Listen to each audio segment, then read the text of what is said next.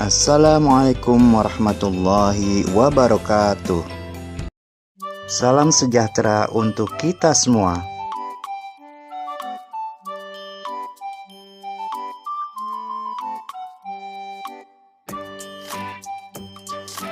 Hai sahabat Paman, berjumpa kembali di Saung Paman.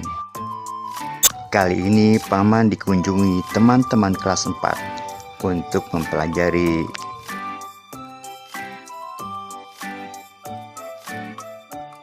tematik kelas 4, tema 5, pahlawanku, subtema 1, perjuangan para pahlawan, pembelajaran ke-1.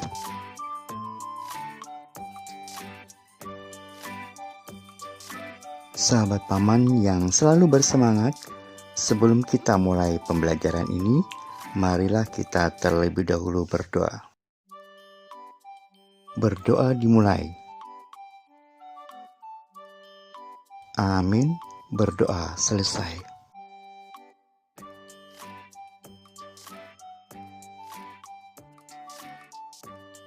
Hari ini kamu akan belajar tentang pahlawan. Tahukah kamu apa yang dimaksud dengan pahlawan? Coba kamu amati gambar ini.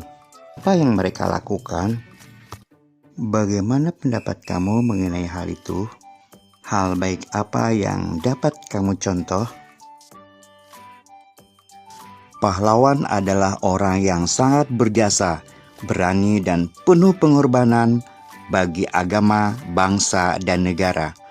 Pahlawan juga orang yang sangat gagah berani karena mereka telah rela mempertaruhkan nyawa untuk mempertahankan kemerdekaan. Rasa cinta tanah air dan bangsa ditunjukkan dengan cara yang berbeda. Perjuangan dilakukan oleh para pendidik yang mendirikan sekolah-sekolah rakyat untuk mencerdaskan bangsa.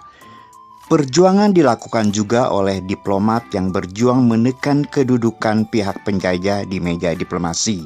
Perjuangan dilakukan juga oleh para pengelola surat kabar dan radio untuk membagikan rasa cinta tanah air dan mengobarkan semangat perjuangan kepada masyarakat.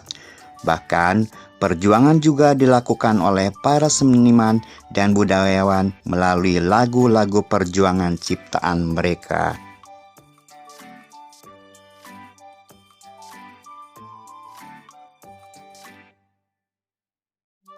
Sahabat Paman yang keren dan hebat,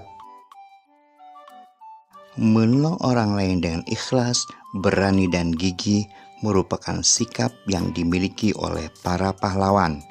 Untuk menghargai mereka, kamu bisa meneladani sikap kepahlawanannya dalam kehidupan sehari-hari. Bagaimanakah perjuangan para tokoh di masa kerajaan Hindu, Buddha, dan Islam? Bagaimana sikap kepahlawanan yang mereka miliki?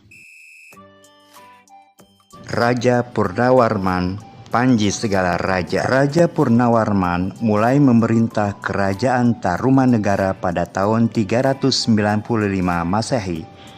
Pada masa pemerintahannya, ia selalu berjuang untuk rakyatnya. Ia membangun saluran air dan memberantas perompak. Raja Purnawarman sangat memperhatikan kesejahteraan rakyatnya.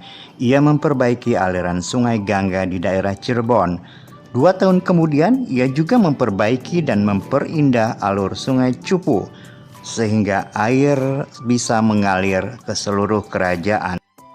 Para petani senang karena ladang mereka mendapat air dari aliran sungai sehingga menjadi subur.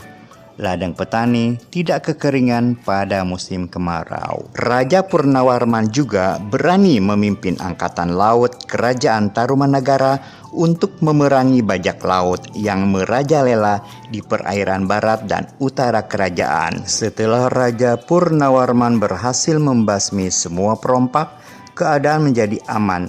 Rakyat di kerajaan Tarumanegara hidup aman dan sejahtera. Sebagai wujud kecintaan rakyat kerajaan Tarumanegara kepada Raja Purnawarman, telapak kakinya diabadikan dalam bentuk prasasti yang dikenal sebagai Prasasti Ciarutun. Sahabat paman yang masih setia mengikuti pembelajaran, mari kita membuat rangkuman perjuangan yang dilakukan oleh Raja Purnawarman. Memperbaiki aliran sungai di daerah Cirebon dan memperindah saluran air sungai sehingga air bisa mengalir ke seluruh kerajaan, sehingga ladang petani menjadi subur dan pada musim kemarau tidak kekeringan. Selalu berjuang untuk rakyatnya, berani memimpin angkatan laut kerajaan Tarumanegara untuk memerangi dan menumpas bajak laut atau perompak. Sikap kepahlawanan yang dimiliki oleh Raja Purnawarman. Berani dan pantang menyerah memberantas kejahatan untuk keamanan dan kesejahteraan rakyat. Apa yang dirasakan rakyat kerajaan Tarumanegara atas perjuangan yang dilakukan oleh Raja Purnawarman? Dampak perjuangan yang dilakukan oleh Raja Purnawarman bagi rakyat Tarumanegara adalah karena ladang milik mereka mendapat air dari aliran sungai sehingga menjadi subur dan tidak menderita kekeringan pada saat musim kemarau. Keadaan menjadi aman karena perompak telah dibasmi. Rakyat kerajaan Tarumanegara hidup aman dan sejahtera. Menurut kamu, bagaimana kehidupan rakyat kerajaan Tarumanegara jika rajanya tidak memiliki sikap kepahlawanan? Jika kerajaan Tarumanegara tidak dipimpin oleh Raja Purnawarman, kehidupan rakyatnya tidak akan aman dan sejahtera karena tidak ada yang memperbaiki saluran air dan memberantas perompak. Tetapi mungkin saja akan ada tokoh lain yang melakukan hal itu.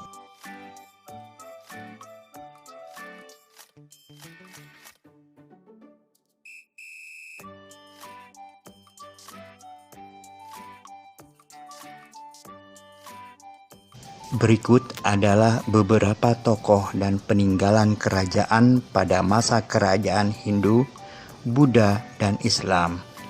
Peninggalan yang mereka wariskan bukan saja benda bersejarah, tetapi juga pemikiran dan nilai-nilai perjuangan yang telah menginspirasi bangsa Indonesia.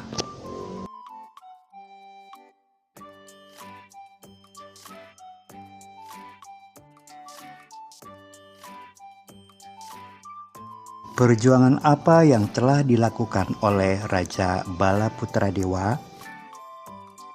Membangun armada laut yang kuat dan tangguh. Kerajaan Sriwijaya mengalami masa kejayaan pada masa pemerintahan Raja Balaputradewa. Raja Balaputradewa dengan bantuan Raja Dewa Paladewa telah mendirikan vihara di Nalanda, India bagi para pelajar Nusantara yang belajar agama Buddha di Nalanda. Perkembangan pelayaran dan perdagangan di Selat Malaka semakin pesat. Sikap Raja Balaputradewa berani dan tegas dalam memimpin.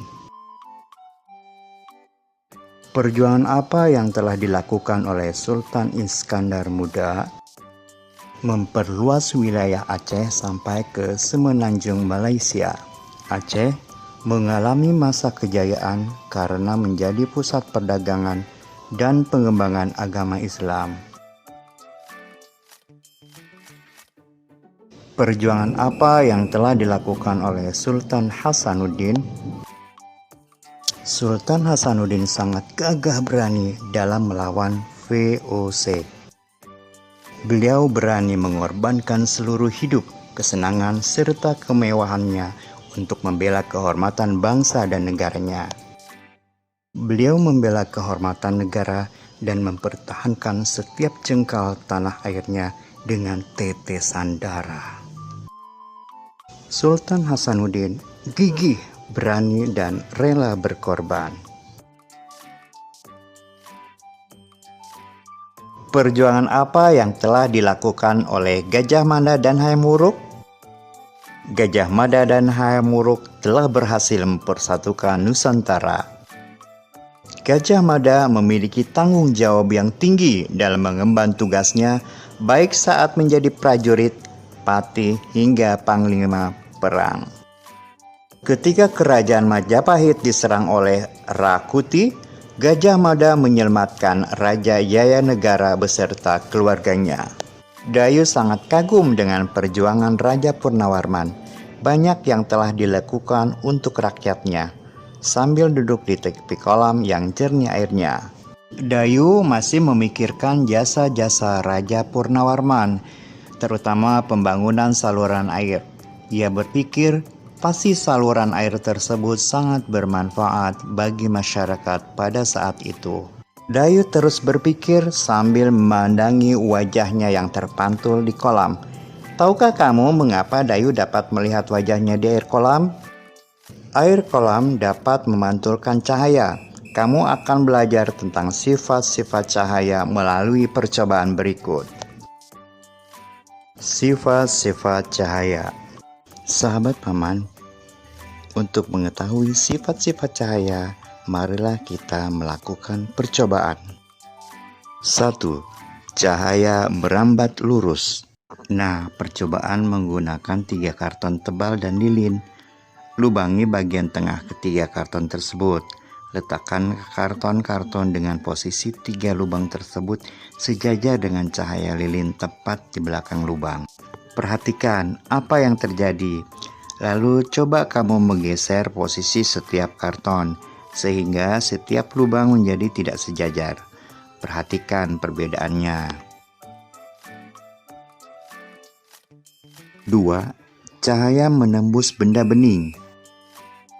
Percobaan ini menggunakan cahaya matahari atau cahaya senter, gelas, benda-benda transparan atau benda bening, benda-benda berwarna gelap, dan benda-benda bening tapi berwarna. Coba perhatikan gambar di sebelah kanan ini. Letakkan peralatan seperti pada gambar tersebut. Arahkan cahaya ke dinding berwarna putih. Perhatikan apa yang terjadi.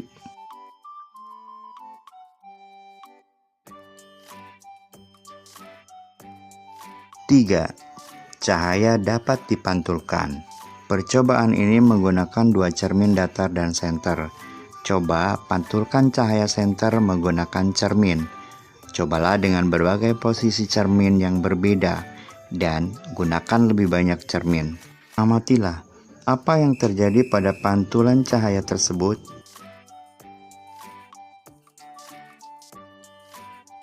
Yang terakhir yaitu keempat, cahaya dapat dibiaskan. Percobaan menggunakan pensil yang setengah bagian panjangnya berada di dalam gelas yang berisi air.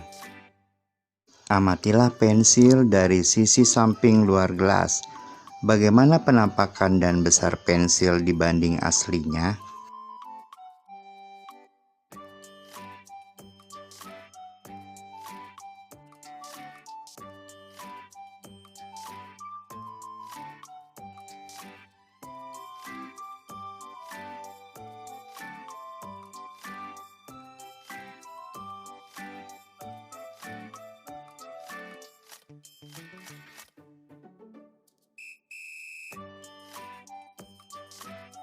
Sahabat paman, kesimpulan berdasarkan hasil pengamatan bahwa sifat-sifat cahaya diantaranya cahaya dapat merambat lurus, dapat menembus benda bening, dapat dibiaskan, dan dapat memantul.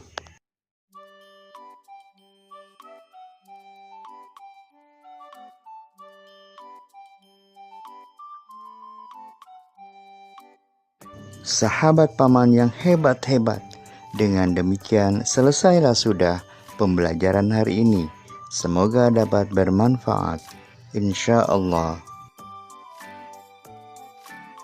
Semangat belajar selalu.